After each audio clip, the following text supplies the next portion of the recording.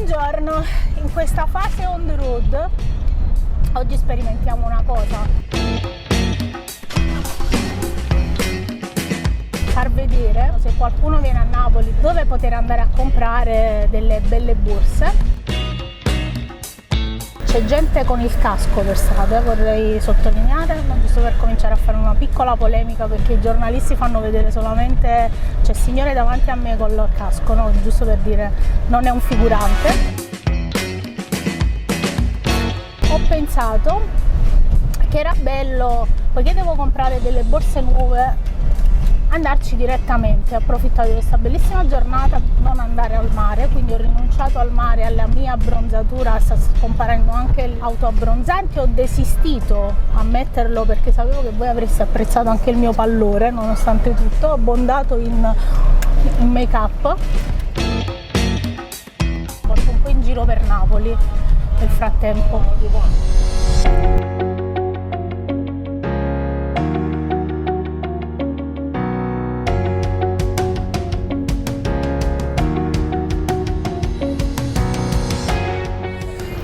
La nostra guida Sara l'ho incontrata per caso, come si incontrano per caso le cose migliori nella vita.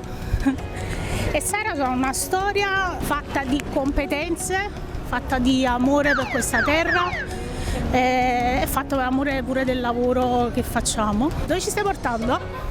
Ora stiamo andando a cercare Talarico, passiamo per Piazza del Gesù e andiamo a Spaccanapoli, dove ci sono tantissime botteghe artigianali. Così quando venite a Napoli potete anche visitare e andare a comprare in queste piccole botteghe e alimentare tutto quello che è il mercato legale.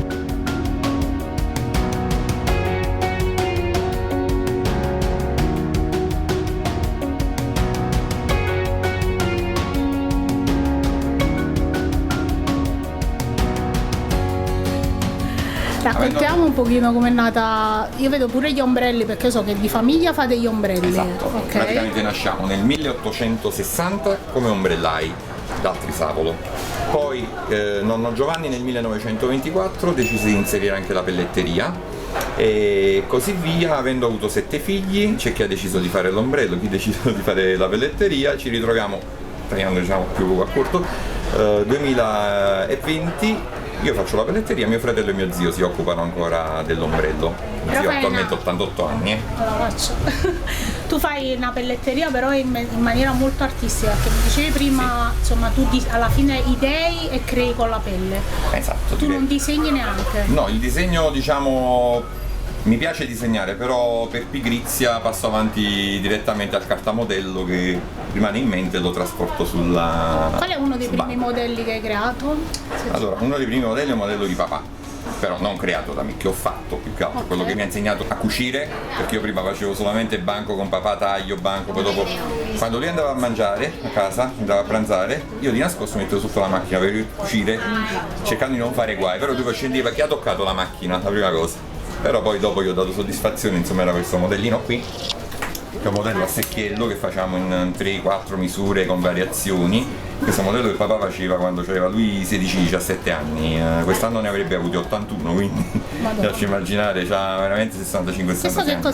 Sono intrecciato. Come modello, la prima cosa che mi viene in mente, ero ragazzino, mi piaceva giocare sulle forme, quindi feci una botte di vino in cuoio. Ma dai! Con la tracollina. Come studi poi tutti gli accessori? Perché ad esempio la borsa mia c'ha il cornicello vicino. Vabbè, il cornicello praticamente alla fine è un gadget che si può comprare anche nelle botteghe di Spaccanapoli, però ho pensato mo lo trasformo in tiralampo.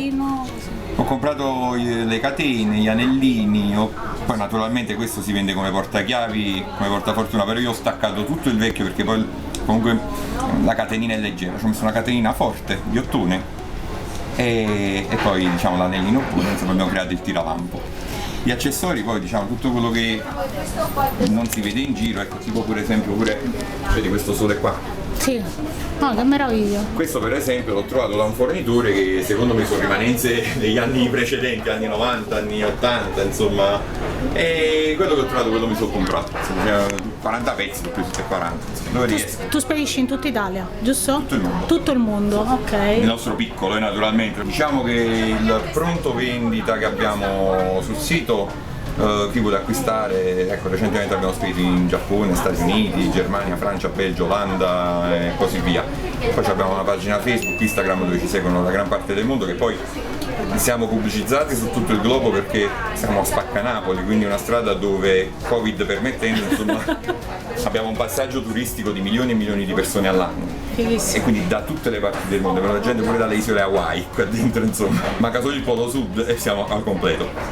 Però diciamo che una volta che vengono poi non ci dimenticano, quindi continuano a seguirci, fanno il passaparola con le amiche, magari vedono la borsa, dove l'hai comprata a Napoli, ci mandano i clienti. C'è capitato una persona dal Giappone che era venuta 5 anni prima, 5 anni dopo mi ha mandato gli amici. Mi diceva tua moglie che avete vinto anche un premio? Sì, allora abbiamo vinto 2 premi. Abbiamo vinto Artigianiamo il Natale come premio miglior borsa nel 2014 e sarebbe quella borsa lì un po' nascosta dalla fodera. Poi abbiamo vinto con questa qui, che però ti voglio far vedere da video, questa va vista in video. Abbiamo vinto come miglior prodotto, quindi il concorso in totale, abbiamo vinto con questa borsa qua. Ne esistono solo 4 esemplari, una sta in Danimarca, una sta in Germania, una sta qui a Napoli e una sta in Giappone da 20 giorni. Ma dai! Mi hanno ordinato questa borsa natalizia praticamente a fine maggio. Questa porta addirittura le luci sull'albero che puoi decidere tu se accendere o spegnere. Però molti si soffermano sul dettaglio della nevicata, la profondità, il senso di profondità dietro la finestra. Babbo Natale che sta portando i doni. Tu da artigiana artista puoi apprezzare quanti pezzi ci sono per fare Babbo Natale. Abbiamo avuto una bellissima intervista documentario 2 anni fa da una televisione importante giapponese. Questo signore ha visto 2 Natali fa l'intervista, si è segnato il nome, è venuto a gennaio e ha comprato la borsa di Napoli. Che figata! Poi mi ha contattato metà maggio. Luca, ti ricordi di me? Mi ha mandato la foto che ci siamo fatti qui insieme, eccetera eccetera. Se ti faccio un ordine tu puoi spedire in Giappone? Come non posso spedire in Giappone? Tranquillamente. Mi ha ordinato la Mare Chiara, mi ha ordinato la Natale, la Napoli di notte, altri 3 prodotti che non mi ricordo quali sono. Questo ha fatto la spesa praticamente. Guarda pure questa qua, sfiziosa, dedicata al mondo arabo. Qui ci siamo ispirati a quel personaggio Disney, sì, Jasmine praticamente. Questa pure è sfiziosa, insomma. Cioè tu tagli tutto quanto a mano? Qua è tutto a mano, sì, perché poi quando sono pezzi unici non puoi fare fustelle per un solo pezzo. E quindi se uno viene e ti chiede un disegno, tu glielo puoi Su pure questo realizzare? ci stiamo lavorando, perché i miei figli, vabbè, sono appassionati di anime, manga, eccetera, eccetera. Emanuela Pagotto è una delle più grandi doppiatrici che abbiamo in Italia, esclusivamente fa cartoni animati, e facciamo questa borsa qui sotto suggerimento di mia figlia, che è dedicata proprio a Nami, il personaggio di One Piece. Sembra Erika! E sarebbe Nami, il personaggio di One Piece, quella che ti dicevo prima, doppiato da Emanuela Pagotto, quindi Meraviglia! tutto detto, qua si vede che è tutto pelle, praticamente con le cuciture, Madonna. eccetera eccetera. Anche la bocca è tutto pelle, tutto solamente. I tratti solamente a pennarello sono il naso e le sopracciglia. Stop. Questa è una grande dote, il fatto di fare le foto e di tenere aggiornati i profili, non è da tutti, perché molti non lo curano, invece tu lo curi. Per carità, guarda, il web è la prima cosa. Io prima ti ho detto stasera continuo fino a tardi, perché? Perché poi vado a casa e continuo con il web, anche perché sono appassionato di tecnologia. Com'è nata poi quella là? Guardala come Ma mi piace giocare sulle forme. Allora, io non copio, non mi ispiro, non vedo gli altri che fanno, perché sennò non mi influenza la mia fantasia, allora mi piace proprio inventare. Poi non disegno, disegno in mente, faccio direttamente il cartamodello, senza disegnare, senza niente, va direttamente dalla cartamodello. Tu che cosa vorresti pure che si facesse per darti pure più spazio, no? Per fare in modo che questo passaparola poi aumenti pure? Mi auguro sempre di crescere e di resistere soprattutto in questo periodo, però auguriamo che anche lo Stato italiano incominci a ragionare che la scuola non è solo sfornare avvocati, architetti, sfornare ingegneri, ma la scuola vanno inserite nuove materie a scuola dalle elementari, gli antichi mestieri, in modo che i ragazzi cominciano a capire che si può fare nella vita anche il borsaio, l'ombresaio, il pizzaiolo, il calzolaio, l'idraulico, il muratore, eccetera eccetera. Imparano i mestieri e poi con l'aiuto dello Stato, quando hanno un'età insomma, che si diplomano, che si laureano, eccetera eccetera, magari dare degli incentivi che questi ragazzi possano aprire attività. e oggi aprire un'attività è una cosa difficilissimo. Poi tra l'altro se riesci ad aprire la apri solo in posti dove poi non c'è il passaggio, dove non c'è il passeggio, lì è facile ad aprire, però è facilissimo chiudere. Noi siamo speranzosi e non te ne devi andare da Napoli. Al massimo ci aspettiamo che ti apri un'altra bottega a New York e un'altra a Tokyo. Ma rimaniamo a Napoli perché il nostro logo è il Vesuvio, quindi poi noi non è un Made in Italy, è Made in Napoli. Certo. Quindi sta scritto qui proprio. Dopo questa bellissima passeggiata tra le vie di Napoli ho rivissuto quei momenti che era un sabato e sono tornata adesso in studio e quindi mi va di commentare, di spendere 2 parole con la chiacchierata che ho fatto con Luca, farti vedere la borsa che ho preso da lui, altra borsa, ma prima di fare tutto questo ti faccio vedere quale borsa avevo comprato, che si vede anche nel video, qualche highlights, e poi torniamo di nuovo in studio e ci facciamo 2 riflessioni. La borsa mi è arrivata nell'arco di un paio di giorni, quindi velocissima, e la borsa è questa. A parte che profuma di cuoio, ovviamente insomma guardi tutto quello che può essere.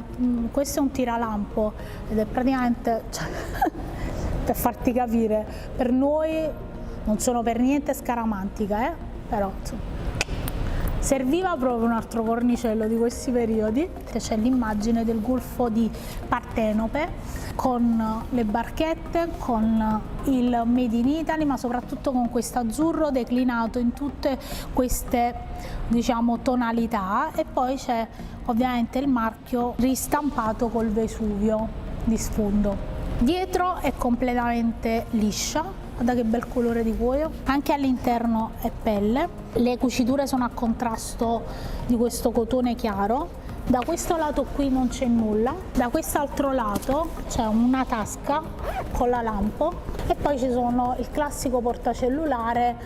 Ovviamente è sempre importante dire che il video non è sponsorizzato e ancora di più mi piace dire che quasi sponsorizzo io i brand nella maniera, come dire, simbolica di rappresentare un territorio, il valore di tutta una generazione che si sta facendo sempre più strada e sempre più largo, il futuro che ci aspetta nella pelletteria, ma in tanti altri aspetti pure del Made in Italy, è fatto di persone, di mani, di facce, di strade, di città che cominciano a ripopolarsi con una consapevolezza diversa.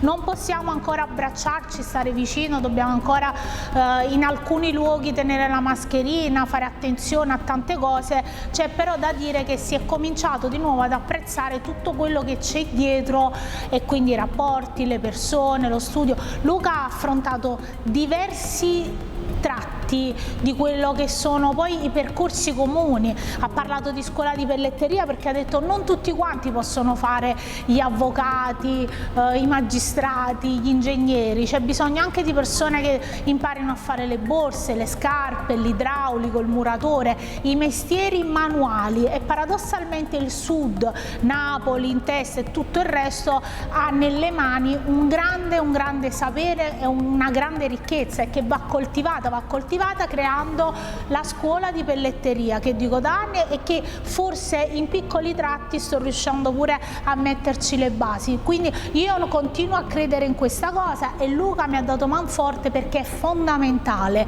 Luca vende in tutto il mondo le sue creazioni e con 1000 difficoltà, perché sicuramente non ha detto che è una cosa semplice, ha detto che ci passa la vita nel negozio a fare tutte quelle cose magnifiche. Non so se hai visto la borsa con l'iconografia dei manga, quella per cui hanno vinto il premio con tutte le lucine, una cosa fantastica, è qualcosa che a volte io penso come fa la mente umana ad arrivare a fare delle cose così speciali, perfette. Quindi la borsa diventa un modo di raccontare un territorio, un modo di raccontare l'arte, un modo di raccontare l'ingegno, un modo di resistere a tutto quello che è l'omologazione.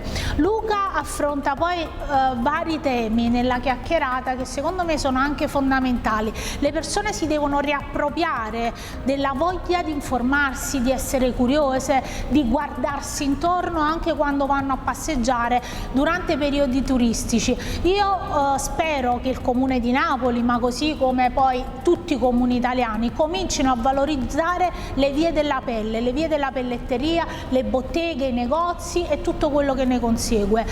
Raccontare Luca, passeggiare in quei vicoli insieme a Sara, insieme a tutte le persone che poi colorano la mia amata città, mi ha ricordato il valore e l'importanza di essere napoletana, di essere italiana, e che c'è bisogno sempre di più di raccontare le cose che forse ci siamo un po' disabituati a raccontare. Sono le cose belle, le cose che funzionano, come ho fatto l'ironia all'inizio per la questione del casco. È importante riabituarsi alle cose normali, giuste, belle, che esistono anche qui, un territorio che è stato per anni martorizzato e raccontato solo ed unicamente per cose negative. Io, fin quando avrò voce, fin quando ognuna di voi mi darà la possibilità di farlo, continuerò a raccontare il buono di Napoli, anche se dà fastidio, anche se non piace, anche se suona male. Io continuerò a raccontare il buono di Napoli, il buono della pelletteria napoletana, il buono della pelletteria italiana, dei piccoli brand e di tutti i sacrifici che ci fanno anche i terzisti e tutta quella che è definita la filiera. Dalla passeggiata con Luca mi sono riportata una borsa, te la faccio vedere, poi ovviamente la testerò, e se hai visto il video ci sono tutte esposte in alto di diversi colori. All'interno fatta così ed è leggerissimo. Io spero di esserti stata utile, ma soprattutto spero che questo video ti sia piaciuto. Ti invito a segnalarmi dei negozi, dei brand che hanno proprio anche nei centri storici delle attività pubbliche che uno può andare a visitare, e se sei un brand fallo insomma tranquillamente. Comprerò la tua borsa, magari appena finirà ancora, ci sarà molta più libertà di movimento, ci potremo anche vedere da vicino e riprenderò a viaggiare, sempre a spese mie, ma perché io credo che il mio lavoro di terzista ha un futuro se tutti questi brand continuano a lavorare, vendono di più e continuano a credere che dietro alle borse, dietro agli oggetti esistono le persone come me, come te, che compri, e come tanti altri. Noi ci vediamo al prossimo video. Ciao da Ornella.